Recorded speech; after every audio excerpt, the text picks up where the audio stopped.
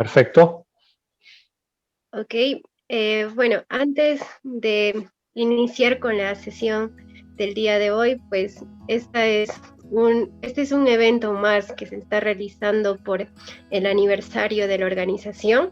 En esta oportunidad vamos a tener el evento de entrevista simulacro, una conversación entre amigos. Para ello contamos con la presencia de 4 profesionales, la cual va a estar liderada por el magíster Jorge Won. Él ha obtenido la maestría en 1976 en Ingeniería Química en la Universidad Estatal de Luisiana. También es supervisor de laboratorios uretanos en Dow Chemical, Brasil. Es director en la empresa Diamond en Lima, Perú. Y entre el 2005 y el 2011 ha sido gerente zonal de la empresa Sherwin-Williams en Toronto, Canadá. Actualmente es gerente en desarrollo de negocios en SM Química en la ciudad de Buenos Aires, Argentina. También vamos a contar con la presencia del arquitecto Enrique Samuel Elías Obanto, graduado de la Universidad Ricardo Palma. Él presenta una sólida experiencia de 49 años trabajando en la toma de una conciencia ambiental en acciones de organización, promoción y capacitación en diversos sectores de la sociedad para la mejora de la calidad de vida. También es presidente de la Red Ambiental Peruana, entre otros estudios pues ha realizado en temas de Sistema Nacional de Propiedad Social, gestión administrativa, políticas públicas y desarrollo sostenible, ecología política, marketing político, entre otros. También vamos a contar con la presencia del contador público de la Pontificia Universidad Católica del Perú, el MBA Santiago Borja Godoy, consultor independiente en gestión y finanzas empresariales con más de 40 años de experiencia en empresas internacionales de diferentes segmentos. Contador público MBA en gestión de empresas. Y también vamos a contar con la presencia del ingeniero químico Cristian Flores Lolo, quien actualmente es estudiante de maestría de Ingeniería Industrial en la Universidad Nacional Mayor de San Marcos. Es estudiante también de MBA en la Universidad de Barcelona, en España, y desde el 2011 hasta la actualidad es analista de control de calidad en Caliza Cemento Inca. Y entre el 2018 y 2021 ha trabajado para Cemento Selva, que es perteneciente al grupo Pacasmayo. Se les pide por favor que durante la sesión es obligatorio mantener tanto las cámaras y micrófonos apagados para las personas que no van a estar participando como ente actor de la entrevista, y para cualquier consulta lo pueden dejar en el chat para que al final de la sesión se las haga llegar a los ponentes. Muchas gracias por su participación. Siendo así, le doy pase al magíster Jorge Won para que inicie su presentación. Sí, voy a compartir pantalla, Jennifer.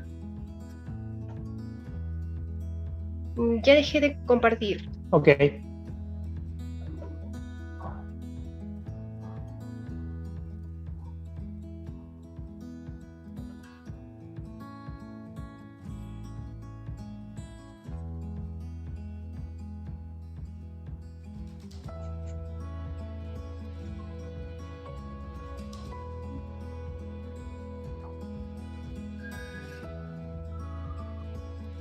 Mientras va cargando los slides, quiero mis primeras palabras de bienvenida a todos ustedes. Muchas gracias por su presencia e interés. También para agradecer al grupo ChemiWorld y felicitarlo por su primer aniversario. Este grupo, estoy muy impresionado con la labor que ellos realizan, impulsando, difundiendo la ingeniería química no solamente en el Perú, sino en los países de la región latinoamericana. Y por supuesto, muchas gracias a ustedes por su tiempo. En este momento estoy transmitiendo desde la ciudad de Toronto, Canadá, donde la temperatura es agradable. Normalmente es frío, pero ahora estamos a 20 grados y estamos muy, muy contentos de eso. Antes de entrar en el tema de esta noche. Solamente, Jennifer, ¿estamos grabando? Sí, se está grabando la sesión. Perfecto. Disculpe. Bueno, antes decía, antes de entrar de lleno en esta materia de la noche de hoy día, quiero contarles una anécdota que esta tarde me vi con una de mis hijas, y tengo 4 hijos, y la invité para que asistiera a esta reunión. Ok, me dijo papá, con mucho gusto, pero podrías ir al punto, no te demores mucho. Entonces, ante esa sugerencia, los 200 slides que yo tenía los he bajado a 150 nada más. Lo que sucede es que aquí en el Canadá, la mayoría de las personas van al punto, no dan vueltas. Es una sociedad un poco diferente.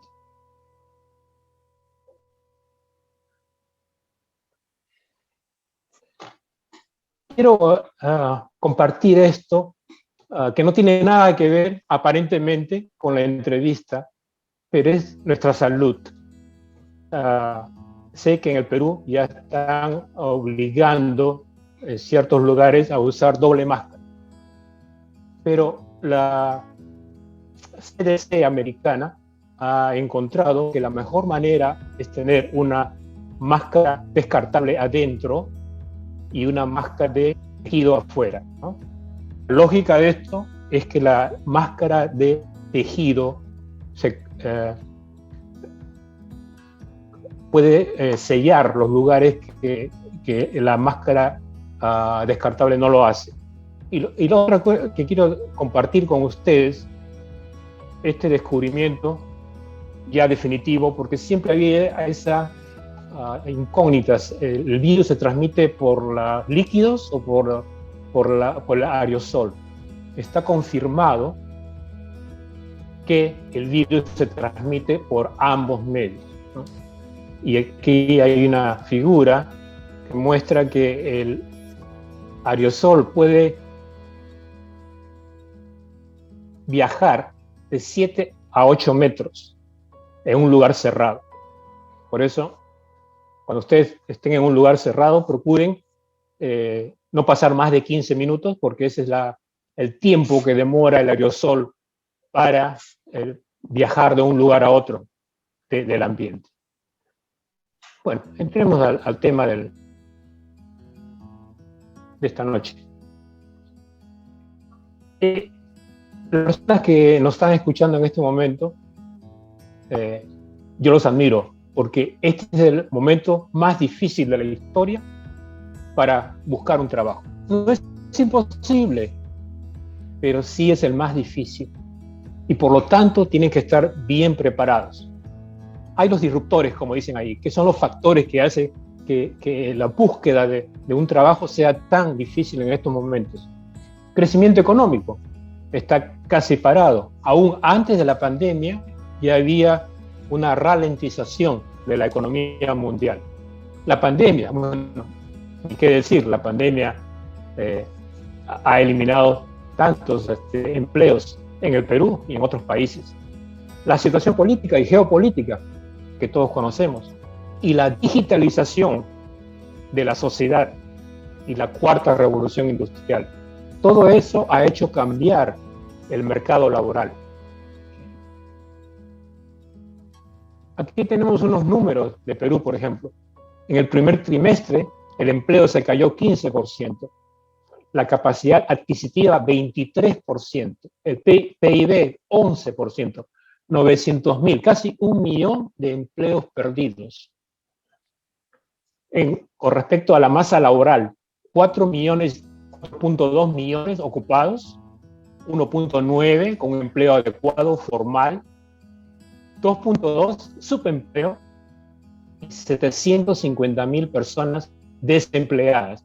Esto en el primer trimestre del año 2021 en el Perú. Pero una de las cosas que por qué se hace tan difícil encontrar un empleo es porque las empresas, los empleadores y los candidatos están contra el tráfico.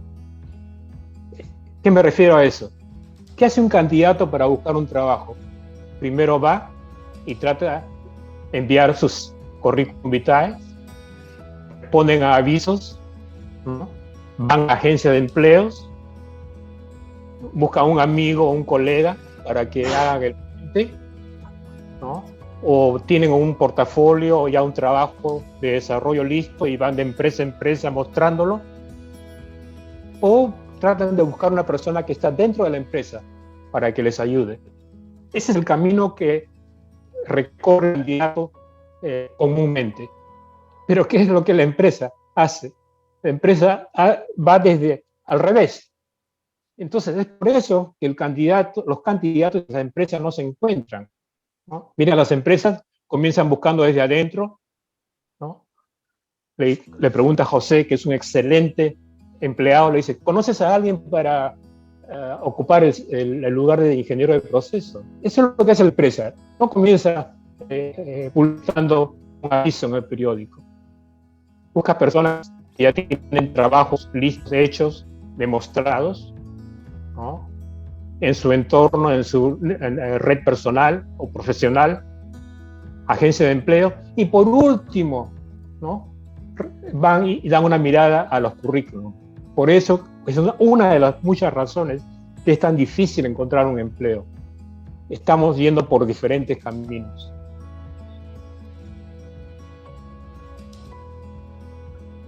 Esta noche, como hemos dicho, vamos a hablar de entrevistas. Hay varios tipos de entrevistas, pero si ustedes se ponen a pensar, desde que salimos de la casa, ya estamos entrevistándonos. Cada interacción con otro ser humano es una entrevista, ¿no? No estamos aplicando a un trabajo, pero ese intercambio de preguntas y respuestas ya es una entrevista, ¿no? Después vienen las entrevistas laborales, que las que nos preocupan esta noche, y a las que todo el mundo tiene temor, porque cuando uno va a una entrevista no tiene control de nada, ¿cierto? El entrevistador controla todo, si se va a sentar o no se va a sentar, cuánto tiempo va a estar ahí, le va a preguntar como si fuera un interrogatorio. O sea, cuando uno no tiene control de la situación, es donde más angustia siente.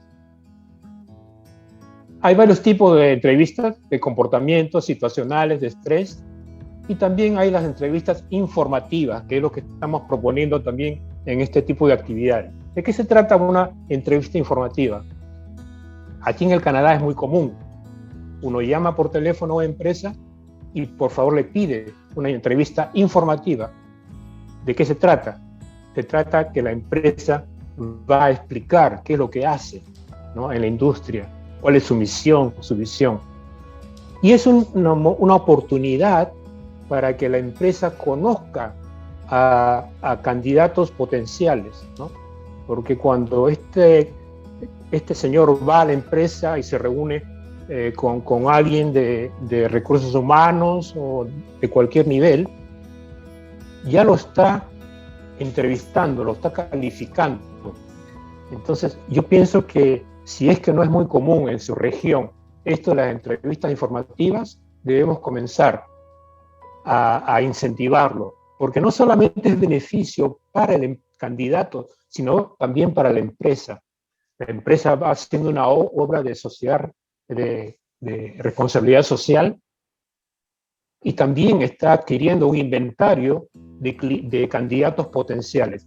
Aquellos que hacen buenas preguntas, que dan buenas sugerencias, ¿no? Son candidatos potenciales excelentes para la empresa. Y ese tipo de entrevistas son las que debemos comenzar a promover dentro de nuestra región. Las entrevistas pueden ser en línea, telefónicas, una de las más difíciles porque uno no puede usar su lenguaje corporal. Ustedes saben que la comunicación es 80% lenguaje corporal y 20% verbal, ¿no? Cara a cara, que está ahora no está muy usado debido a la pandemia.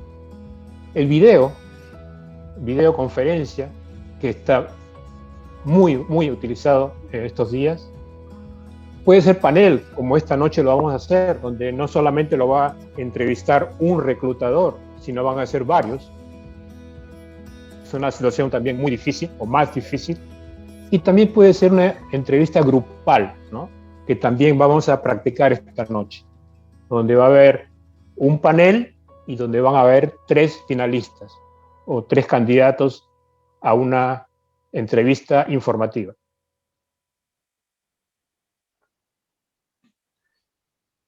Si ustedes tienen temor a una entrevista, quizás nunca han pensado que el entrevistador también se está muriendo de miedo. Pero por diferentes razones, por supuesto. El entrevistador tiene una gran responsabilidad y por lo siguiente. ¿Qué pasa si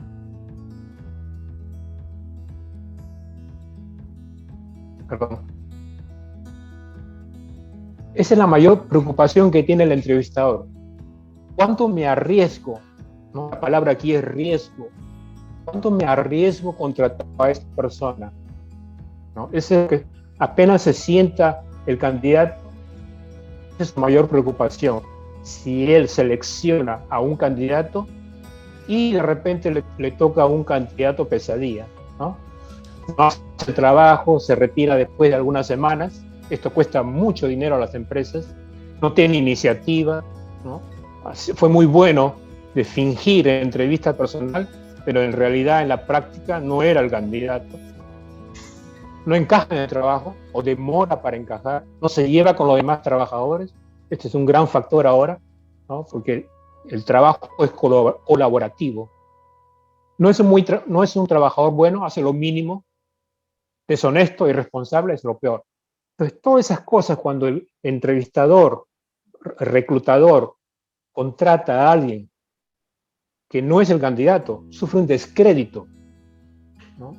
En su récord va a figurar que él ha contratado a una persona que no era la adecuada, no solamente personalmente, sino a todo el departamento. Por eso les digo, cuando ustedes van a una entrevista, si tienen temor, ese temor lo pueden bajar un poco pensando que la persona que está sentada al otro lado también tiene temor, ¿no?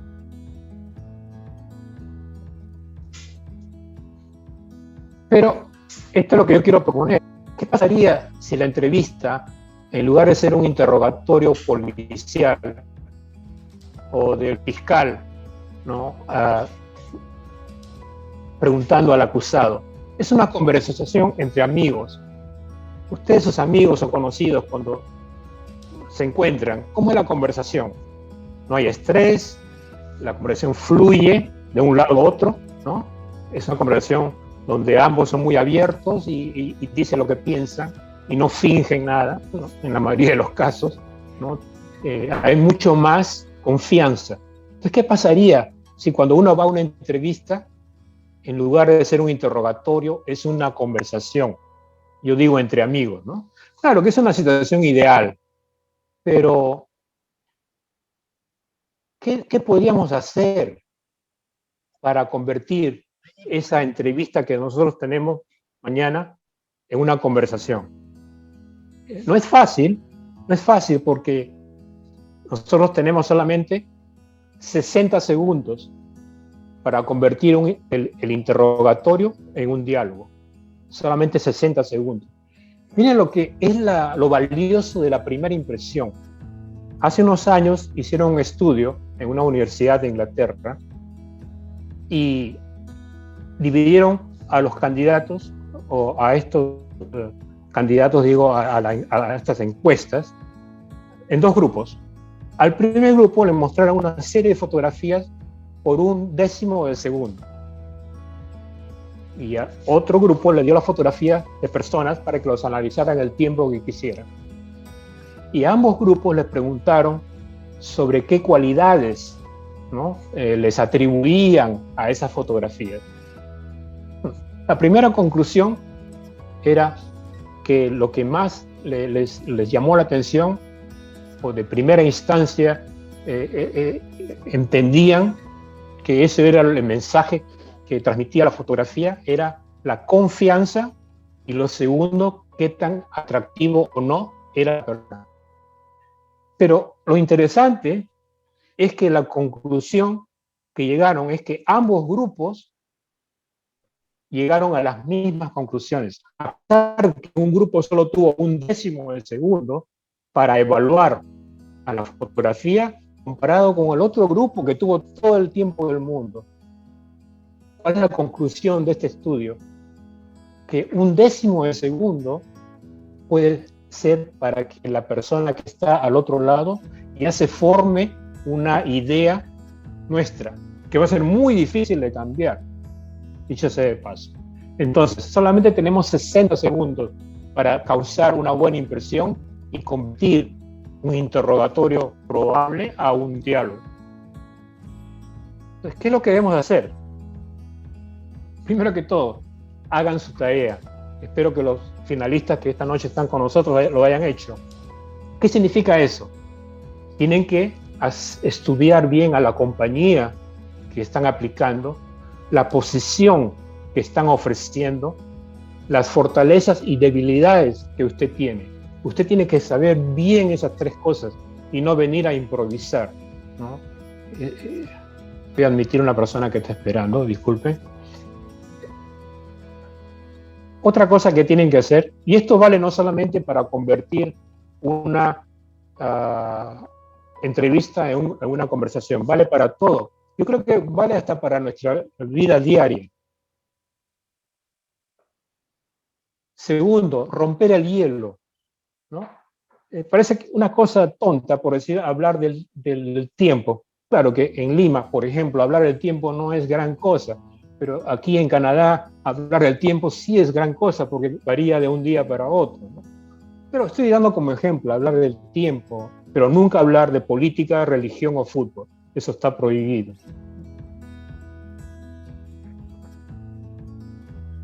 Haga que el entrevistador se sienta cómodo con usted. Nosotros somos, al fin y al cabo, animales, ¿no? Cuando nosotros conocemos a otra persona encontramos a otra persona y no la conocemos, lo primero la reacción que tenemos, y esto viene de la época del hombre de las cavernas, es a la defensiva, ¿no? Me va a atacar, puedo confiar en esta persona. Entonces depende de usted que este entrevistador se sienta cómodo con la presencia de un desconocido como usted. Hay algo en común. Esto me hace recordar cuando tuve una entrevista, hace un tiempo, el entrevistador me llevó a su oficina y apenas entro a la oficina veo una raqueta de tenis. Yo dije, esta es mía. ¿Por qué? Porque yo juego tenis socialmente. Y comenzamos a hablar de tenis. Les digo que la entrevista me fue, no como interrogatorio, sino fue una conversación entre conocidos, porque encontré algo en común. Ustedes pueden entrar a la oficina de un entrevistador y encontrar quizás un retablo, ¿no? Y dicen, mire, qué curioso, yo soy de Ayacucho, y ese retablo de ayacuchano, usted lo compró allá. Entonces hay que buscar la manera de enganchar, ¿no? Y lo más rápido es buscar algo en común. Sea positivo, no solamente con sus palabras, sino con su lenguaje. Muestre que usted tiene confianza de sí mismo. Hasta la manera como entra a la oficina del entrevistador, ¿no? Sin ser soberbio, pero con mucha autoconfianza. Eso vale un montón. Escuche lo que hago. Usted sabe cuál es el instrumento musical favorito de todas personas. Es su voz. A las personas les gusta escuchar su voz, ¿no? Entonces usted tiene que escuchar al entrevistador. Claro, por supuesto, cuando le toca responder, pero deje que él se explaye, él o ella se explaye, porque eso está jugando a su favor. Mientras más él hable, más va a conocer sobre su modo, su estilo de manejar las entrevistas o de su manera de gerenciar. Porque también es algo importante, cuando usted entra a una entrevista, usted también quiere conocer la empresa. Entonces, la entrevista no es de una sola mano, es de dos manos. Es una calle de dos vías. El entrevistador quiere conocerlo y usted quiere conocer la empresa, porque tampoco usted no quiere aceptar un contrato con una empresa y a los 2 o 3 meses se da cuenta que no es lo que usted quería. No va a parecer muy bien en su currículum, ¿no? que haya dejado una empresa en tan corto tiempo. Tiempo para responder. Cuando le hagan una pregunta, dese su tiempo, no corra, no diga lo primero que se le ocurre. La respuesta tiene que ser bien acertada, no se atropelle. Todo esto que estamos hablando está creando confianza y un relacionamiento con el entrevistador para que el interrogatorio se convierta en una conversación. Use historias. Eso es muy importante. Si yo les digo, mire, había una vez, cuando yo estaba, les apuesto que todo el mundo se ha puesto en atención. A ver, ¿qué es lo que me va a contar? Use historia. Hay libros y libros aquí que analizan la herramienta de contar historias para lograr un objetivo. Haga preguntas abiertas cuando le toque la hora de preguntar. O sea, no pregunte, ¿hace frío? ¿Sí o no? ¿O hay mucha gente en esta fábrica? ¿Sí o no? Tiene que hacer preguntas abiertas, porque las preguntas cerradas matan el diálogo, ¿no? ¿Qué es lo que hay que hacer en esta empresa para poder ser de suceso, por ejemplo? Esa es una pregunta abierta. No se puede responder con un sí o con un no. Ese tipo de preguntas uno tiene que estar acostumbrado para que el diálogo fluya, para que la conversación continúe. Pregúntele cómo. En un momento le va a decir, cuénteme algún error que hizo en su anterior trabajo. Usted cuenta su historia, ¿no? Y le dice, y a propósito, si hubiera usted estado en mi situación, ¿cómo lo hubiera resuelto? Eso a cualquier persona le gusta porque usted está incluyéndolo en la conversación. Y porque a él también, a cualquier persona le gusta contar, ¿no?, sus logros. Entonces, pregúntele, ¿y cómo lo hizo? Imite el lenguaje corporal, pero hay que ser limitado. Si él se acerca a la mesa, usted acérquese un poco más, porque si él se acerca a la mesa y usted se echa para atrás, es como si estuvieran bailando a diferentes ritmos, ¿no? Si él cruza los brazos, no, trate de cruzar, pero que no sea tan llamativo. A las personas les gusta ver que la otra persona tiene el mismo lenguaje corporal. Y por último, humanícese. ¿Qué significa esto? Usted tiene que presentarse no como ingeniero químico, estudió aquí, tantos años. No, tengo 4 hijos. Yo nací en Huancayo, ¿no? Yo vivo en Lima. Humanícese, hágase un ser humano cuando hable y no recurra a números o a hechos. Hable de usted, de sus hobbies, qué hace en su tiempo libre, por ejemplo. Eso es humanizarse.